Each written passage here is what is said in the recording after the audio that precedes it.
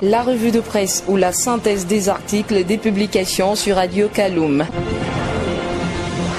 Si avec soleilfmguinée.net, les occupants de la décharge de Dar es Salaam traînent encore les pieds et disent n'avoir reçu aucune indemnisation pour quitter le site de la décharge où plus de 300 ménages sont concernés par une opération de déguerpissement, et bien, de l'autre côté, à Sonfonia, la population déplore le non-ramassage des ordures au quartier Sonfonia T7.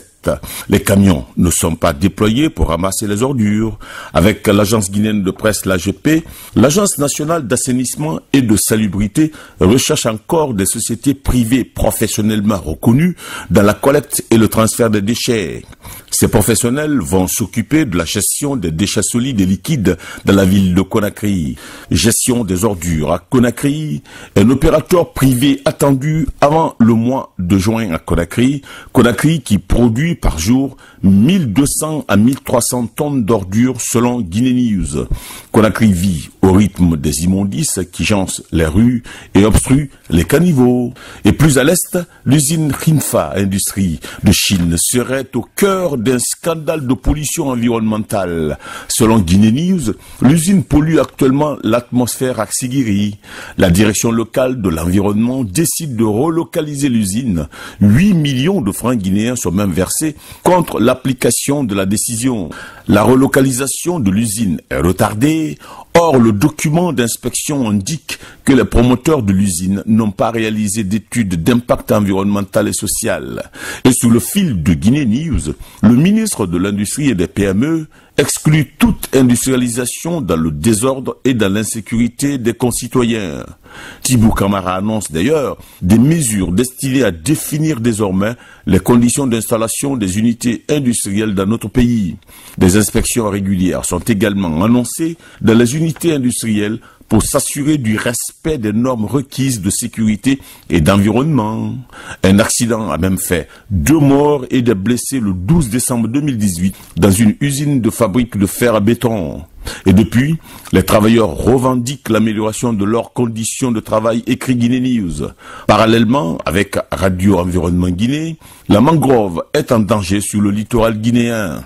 Notre confrère révèle que les domaines publics maritimes sont envahis par des habitations le long des quartiers situés aux alentours de l'aéroport international Conakry-Bissau. Des maisons sortent de l'eau avec des risques liés au réchauffement climatique, à l'élévation du niveau de la mer et à la rareté des poissons sur les marchés. Et pour le site Radio Environnement Guinée, il y a bel et bien pénurie de poissons sur les marchés guinéens, mais à qui la faute? S'interroge notre confrère qui colle à la destruction de la mangrove, même si sur la terre ferme, des rizeries sont en cours d'installation dans les grands bassins de production pour améliorer la qualité et la compétitivité du riz local.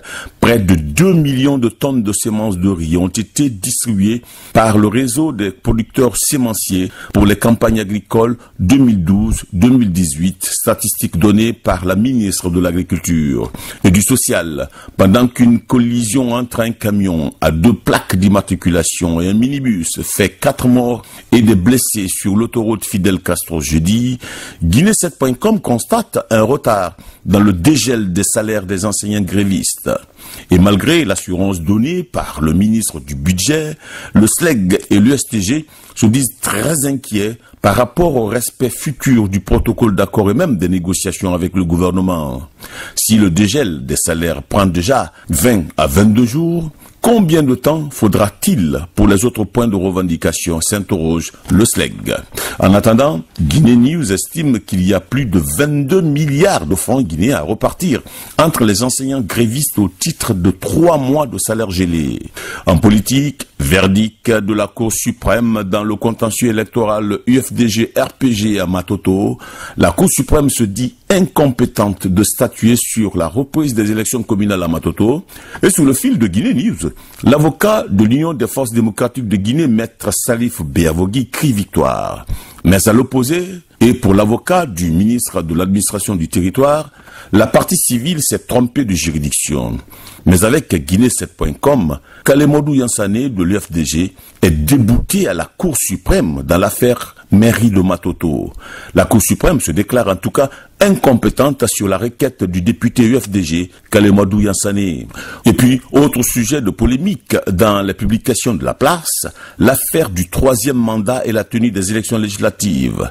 Dans les colonnes de Guinée News, Kassory Fofana, le Premier ministre, promet une bonne tenue des opérations, dans la transparence, dans l'indépendance d'action de la CENI, dans l'esprit de consensus et surtout dans la concertation avec la classe politique. Cependant, Faya Milimono du bloc libéral soupçonne déjà l'administration du territoire de frauder les élections.